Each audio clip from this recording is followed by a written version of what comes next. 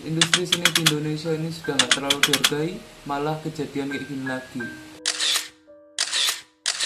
Nah, di kasus ini tuh ada statement yang benar-benar kontroversial.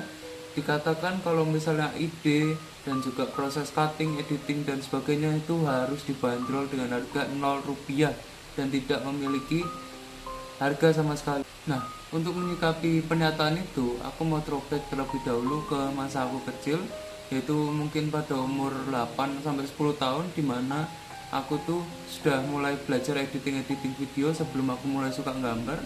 Dan disitu aku belajar buat bikin intro dan edit konten YouTubeku yang masih YouTube gaming pada saat itu ya, kayak anak-anak kecil biasanya.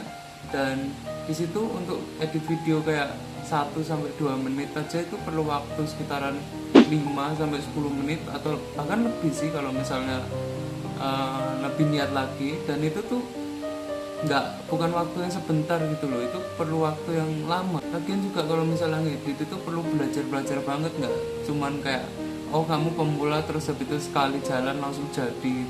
Itu perlu belajar kayak skill lain ya 1 sampai 2 tahun atau mungkin 3 tahun gitu. Dan itu tuh harus dilakukan terus menerus, nggak segampang itulah.